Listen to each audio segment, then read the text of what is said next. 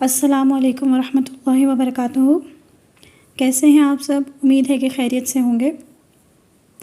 آج میں سورہ عصر کی تفسیر کے ساتھ حاضر ہوئی ہوں، جو کہ ہم ابو علا المودودی کی تفہیم القرآن سے انشاءاللہ کریں گے۔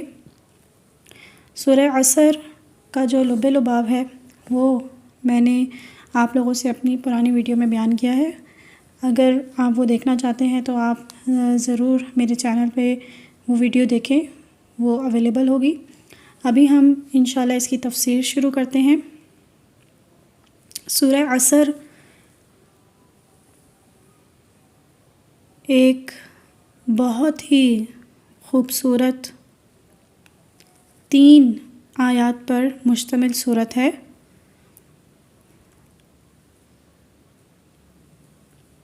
زمانہ نزول اس کا مفسرین کی عظیم اکثریت اسے مکی صورت قرار دیتی ہے، اور اس کا مضمون بھی یہ شہادت دیتا ہے کہ یہ مکہ کے بھی ابتدائی دور میں نازل ہوئی ہوگی۔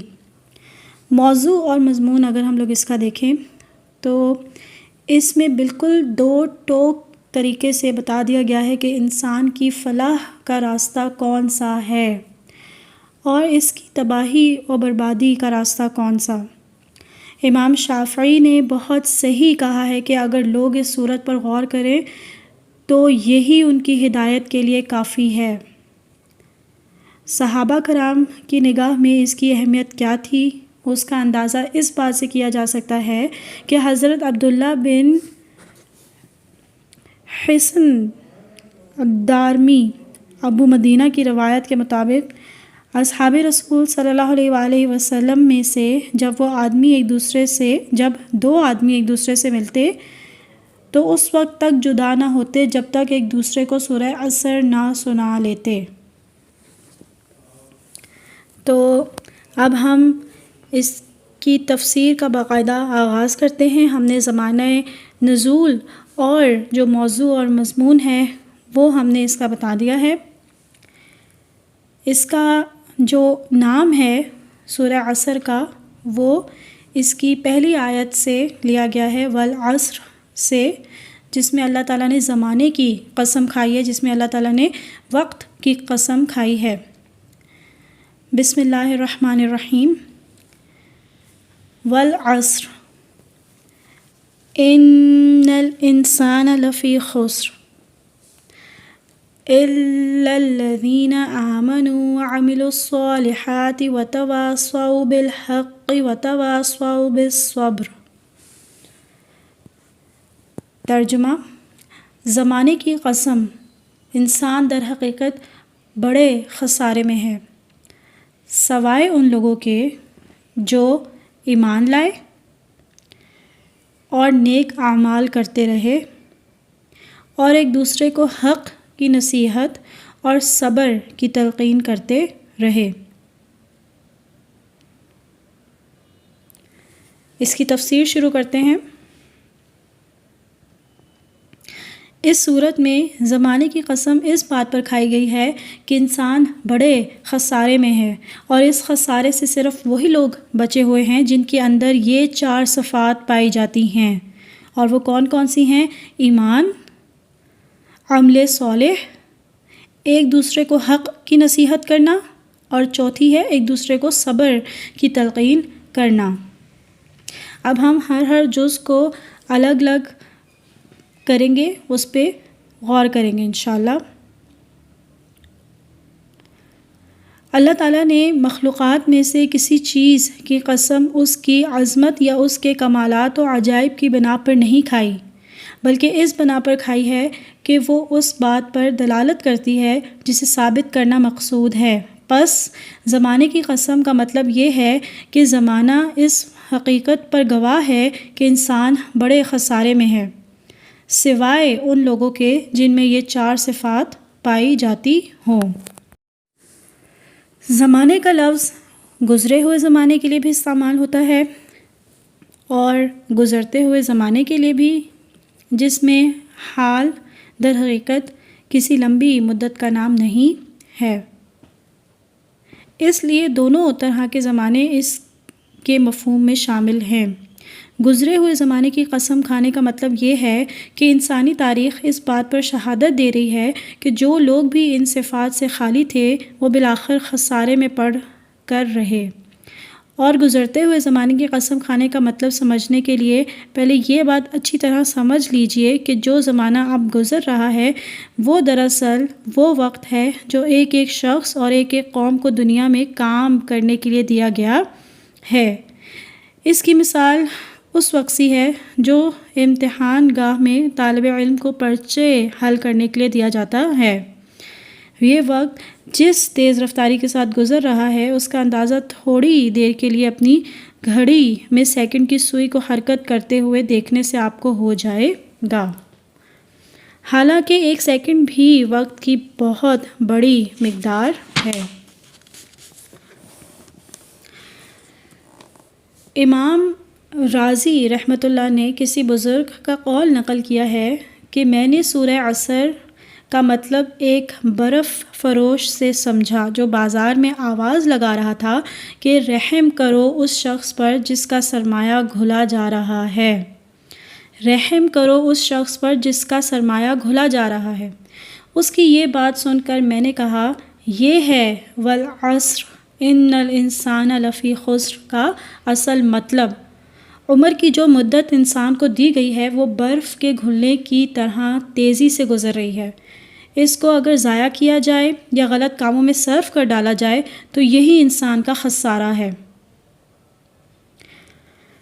یہ ایسی ہی بات ہے جیسے ہم اس طالب علم سے جو امتحان کے مقررہ وقت کو اپنا پرچہ حل کرنے کے بجائے کسی اور کام میں گزار رہا ہو، کمرے کے اندر لگے ہوئے گھنٹے کی طرف اشارہ کر کے کہیں کہ یہ گزرتا ہوا وقت بتا رہا ہے کہ تم اپنا نقصان کر رہے ہو۔ نفع میں صرف وہ طالب علم ہے جو اس وقت کا ہر لمحہ اپنا پرچہ حل کرنے میں صرف کر رہا ہے۔ اب یہ دیکھتے ہیں کہ خسارے کا لفظ قرآن مجید میں کس معنی میں استعمال کیا گیا ہے۔ لغت کے اعتبار سے خسارہ نفع کی ضد ہے اور تجارت میں اس لفظ کا استعمال اس حالت میں بھی ہوتا ہے جب کسی اور سودے میں گھاٹا آئے اور اس حالت میں بھی جب سارا کا سارا کاروبار گھاٹے میں جا رہا ہو، اور اس حالت میں بھی جب اپنا سارا سرمایہ کھو کر آدمی دیوالیہ ہو جائے۔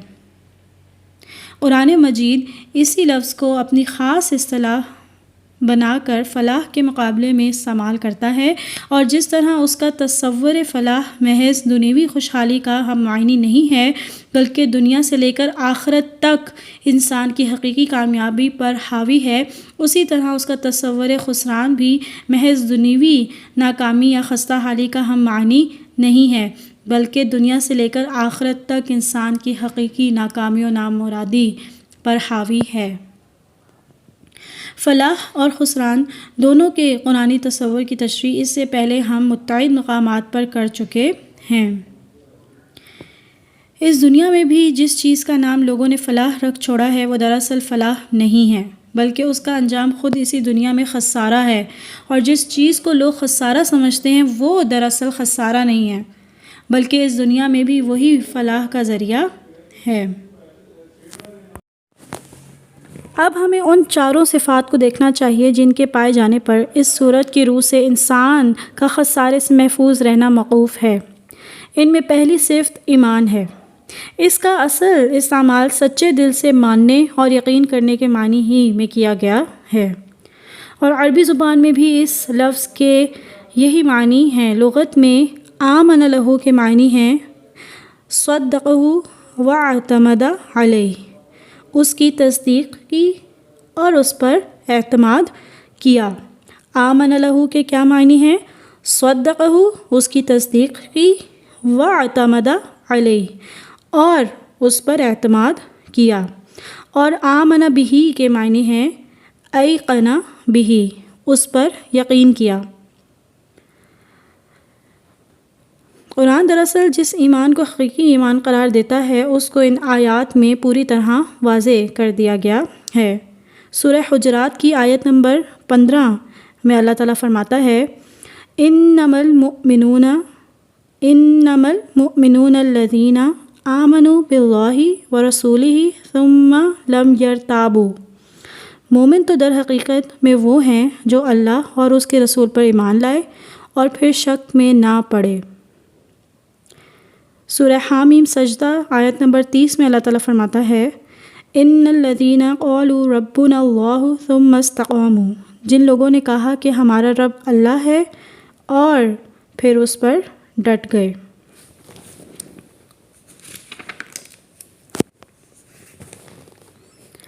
اب رہا یہ سوال کہ ایمان لانے سے کن چیزوں پر ایمان لانا مراد ہے، تو قرآن مجید میں پوری طرح اس بات کو بھی کھول کر بیان کر دیا گیا ہے۔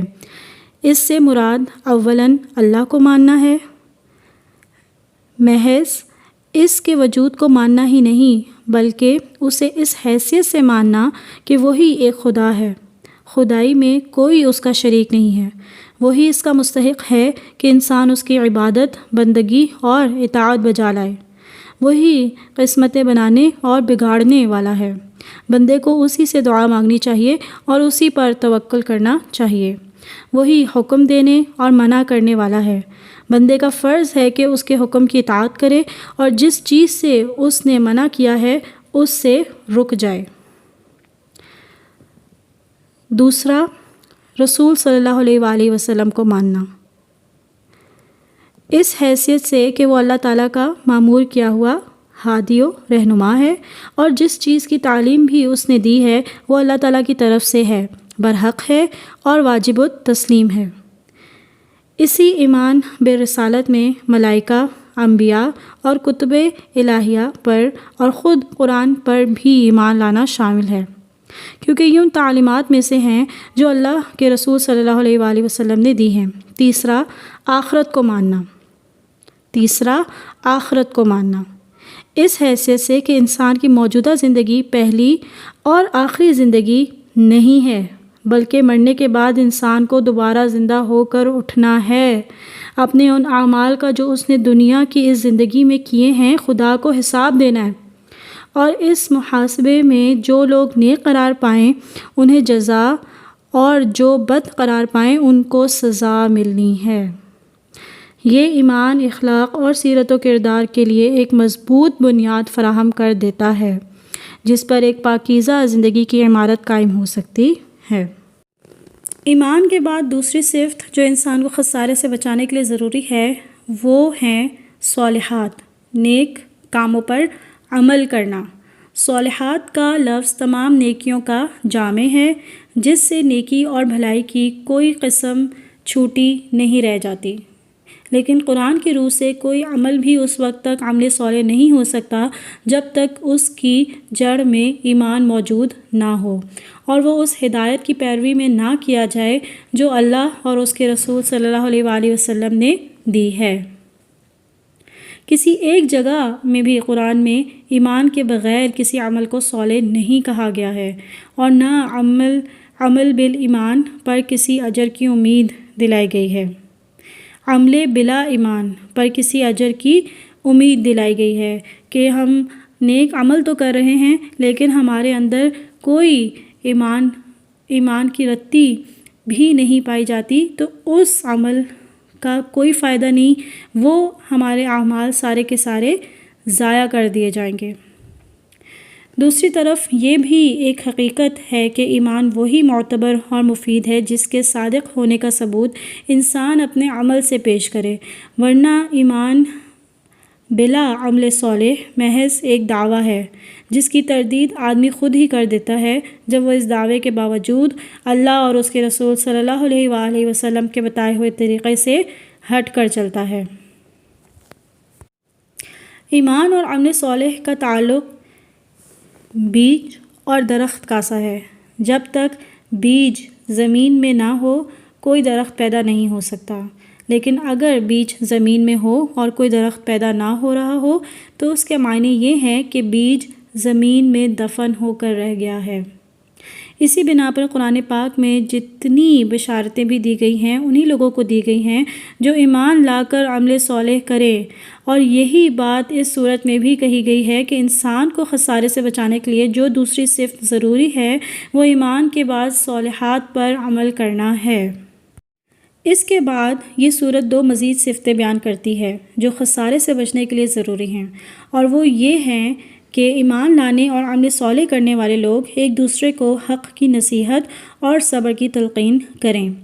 اس کے معنی یہ ہیں کہ اول تو ایمان لانے اور نیک عمل کرنے والوں کو فرد بن کر نہیں رہنا چاہیے، بلکہ ان کے اجتماع سے ایک مومن و صالح معاشرہ وجود میں آنا چاہیے۔ دوسرے، اس معاشرے کے ہر فرد کو اپنی یہ ذمہ داری محسوس کرنی چاہیے کہ وہ معاشرے کو بگڑنے نہ دے، اس لیے اس کے تمام افراد پر یہ فرض عائد ہوتا ہے کہ وہ ایک دوسرے کو حق اور صبر کی تلقین کریں۔ ایک دوسرے کو حق کی نصیحت کرنے کا مطلب یہ ہے کہ اہل ایمان کا یہ معاشرہ ایسا بے حس نہ ہو کہ اس میں باطل سر اٹھا رہا ہو اور حق کے خلاف کام کیے جا رہے ہوں مگر لوگ خاموشی کے ساتھ اس کا تماشا دیکھتے رہیں، بلکہ اس معاشرے میں یہ روح جاری و ساری رہے کہ جب اور جہاں بھی باطل سر اٹھائے کلمہ حق کہنے والے اس کے مقابلے میں اٹھ کھڑے ہوں، اور معاشرے کا ہر فرد صرف خود ہی حق پرستی اور راست بازی اور عدل و انصاف پر قائم رہنے اور حقداروں کے حقوق ادا کرنے پر اکتفا نہ کرے بلکہ دوسروں کو بھی اس طرز عمل کی نصیحت کرے۔ یہی بات ہے جو سورہ مائدہ میں بھی فرمائی گئی ہے کہ بنی اسرائیل پر حضرت داؤد اور حضرت عیسیٰ ابن مریم کی زبان سے لعنت کی گئی، اور اس لعنت کی وجہ یہ تھی کہ ان کے معاشرے میں گناہوں اور زیادتیوں کا ارتکاب عام ہو رہا تھا اور لوگوں نے ایک دوسرے کو برے افعال سے روکنا چھوڑ دیا تھا۔ اس لیے امر بالمعروف اور نہی عن المنکر کو امت مسلمہ کا فریضہ قرار دیا گیا ہے، اور اس امت کو بہترین امت کہا گیا ہے جو یہ فریضہ انجام دے۔ حق کی نصیحت کے ساتھ دوسری چیز جو اہل ایمان اور ان کے معاشرے کو خسارے سے بچانے کے لیے شرط لازم قرار دی گئی ہے وہ یہ ہے کہ اس معاشرے کے افراد ایک دوسرے کو صبر کی تلقین کرتے رہیں۔ یہی حق کی پیروی اور اس کی حمایت میں جو مشکلات پیش آتی ہیں اور اس راہ میں جن تکالیف سے، جن مشقتوں سے، جن مصائب سے اور جن نقصانات سے اور محرومیوں سے انسان کو سابقہ پیش آتا ہے ان کے مقابلے میں وہ ایک دوسرے کو ثابت قدم رہنے کی تلقین کرتے رہیں۔ ان کا ہر فرد دوسرے کی ہمت باندھتا رہے کہ وہ ان حالات کو صبر کے ساتھ برداشت کریں۔ تو یہ ہے تفسیر سورہ عصر کی۔ انشاءاللہ ہم پھر کسی اور صورت کے ساتھ اس کی تفسیر پیش کریں گے۔ شکریہ بہت بہت۔ میرے چینل کو سبسکرائب کریں۔ مزید ویڈیوز کے لیے بیل آئیکن کو پریس کرنا مت بھولیے گا۔ ان ویڈیوز کو لائک کریں، شیئر کریں۔ جزاک اللہ۔